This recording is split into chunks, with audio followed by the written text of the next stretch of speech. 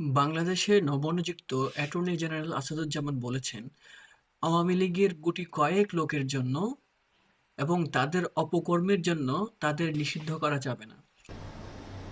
বাংলাদেশ আওয়ামী লীগের গুটি কয়েক নেতা কর্মীরা এমনভাবে অপরাধে জড়িয়ে পড়েছিলেন, কর্তৃত্ববাদী সরকার এমনভাবে অপরাধে জড়িয়ে পড়েছিলেন, এ ব্যাপারে কারোর কোনো দ্বিমত আপাতত দেখি না। তবে তাদের অপরাধের বিচার ভিন্নভাবে হবে। তাদের অপরাধের বিচার যেভাবে রাষ্ট্রীয় আইন আছে সেভাবে করবেন। সেই অপরাধের বিচারের সাথে ওই সংগঠনের নিবন্ধন বাতিল করতে হবে, এটাই সরকার মনে করে না এবং সংবিধান সমর্থন করে না। আমার প্রশ্ন, আওয়ামী লীগ প্রধান থেকে শুরু করে তৃণমূল নেতা পর্যন্ত সবাই সন্ত্রাসী কর্মকাণ্ডে লিপ্ত ছিল।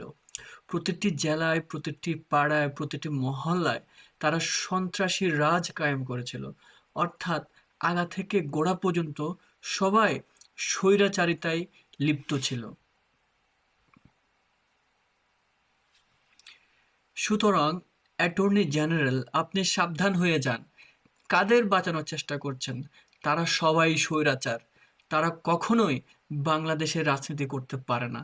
তারা যতবারই বাংলাদেশের রাজনীতিতে আসবে, ততবারই তারা বাংলাদেশে স্বৈরাচারী রাজ কায়েম করবে।